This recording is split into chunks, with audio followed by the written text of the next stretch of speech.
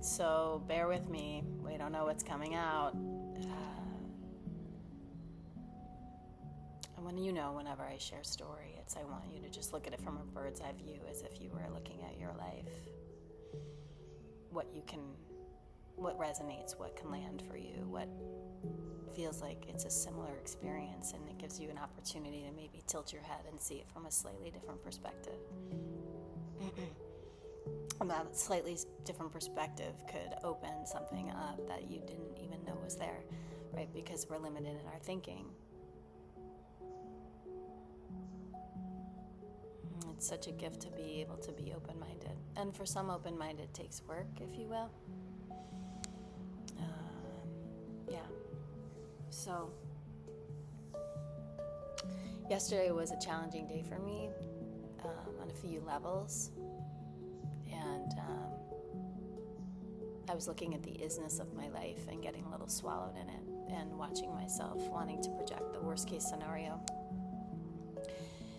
And additionally, and that started the day before, I also noticed the day before, like, little things were happening, like my immune started to go down.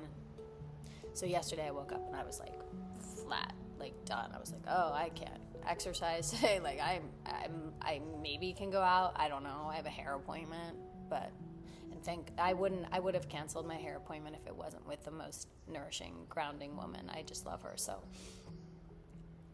I stayed in and I looked at some stuff that was there that it was important I looked at, and the isness of it terrified me, right? It terrified me around, like, whether, like, taxes, or, all these things, like these feelings that emit the previous version of me, like, or sick, like, oh, I'm gonna get sick, and the heaviness and thinking about it, and like, oh, and I'm gonna be, and thinking about it, and then, oh no, what about my body, and it's gonna break down, and then I'm gonna get fat, like all these things. I mean, it's just, and like, and then you have to, all these taxes, and like, what if, and oh my God.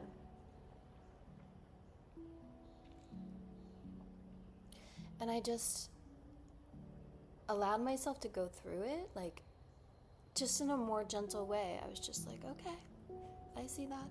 So what can we do about it? If nothing, then we're going to practice dropping that thought.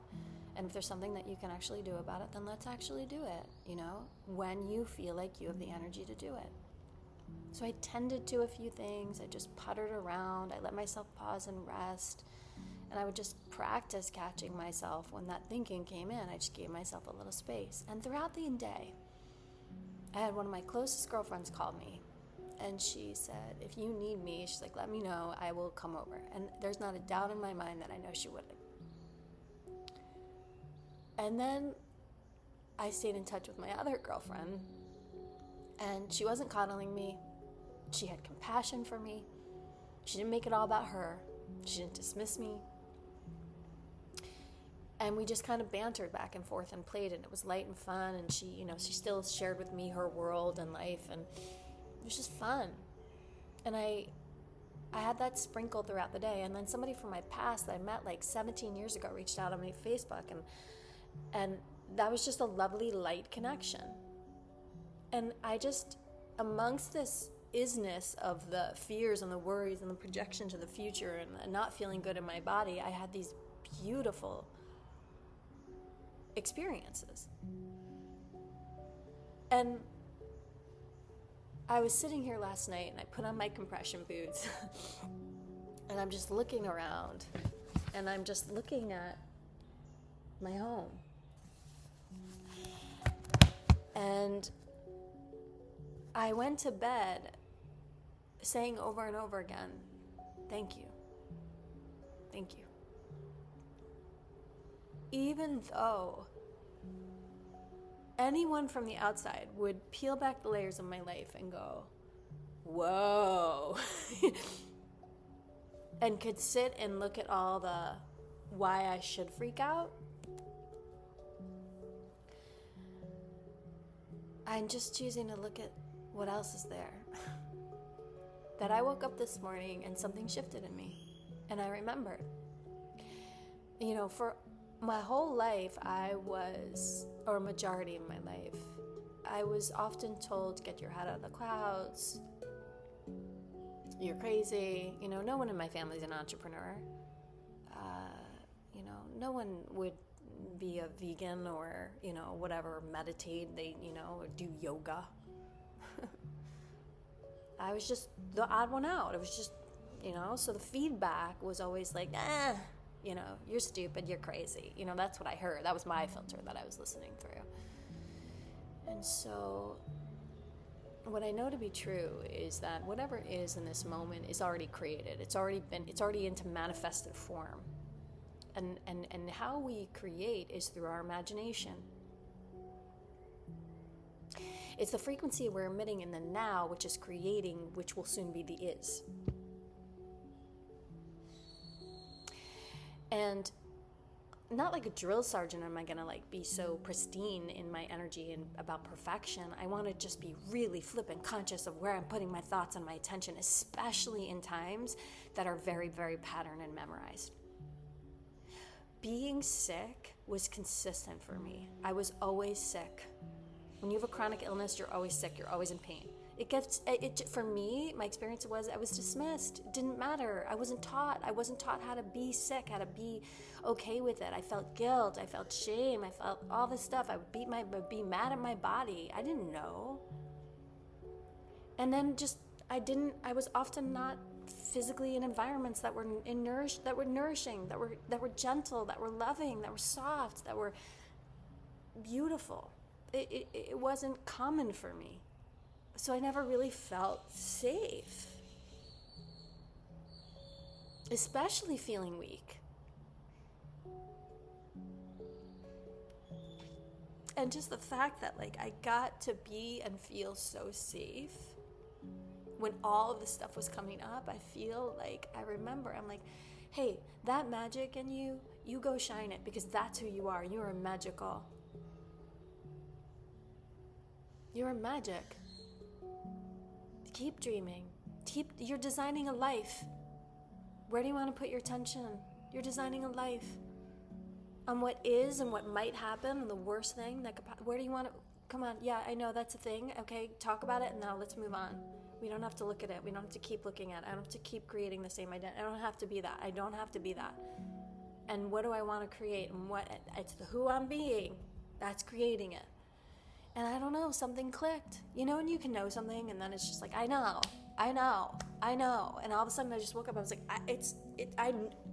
I get it on a deeper level. I don't know what it means.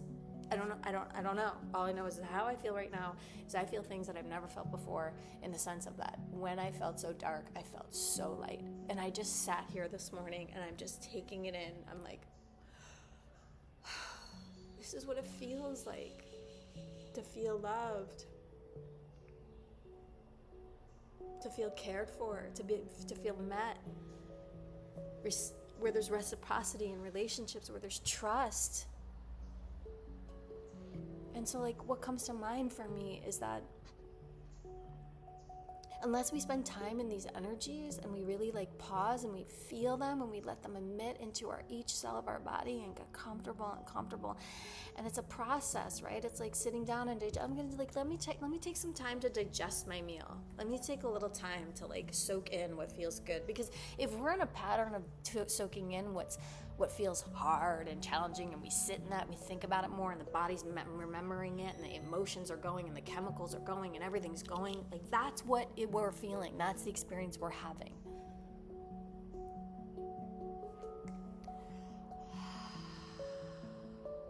And then to pause and feel and let the body relax, and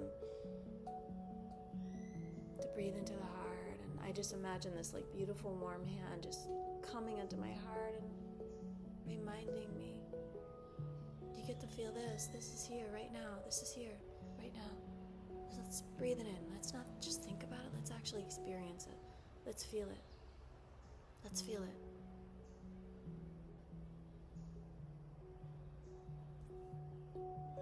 So just breathing deeply for a moment into your chest. Nice and slow.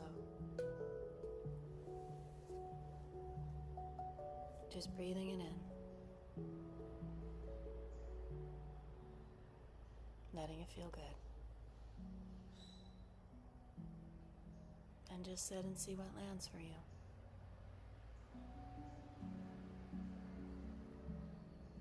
Just sit and see what lands. Take what's useful.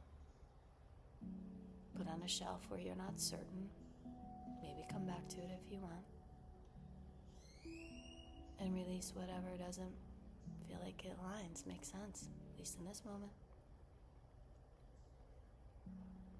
Permission to be open, to experience something new.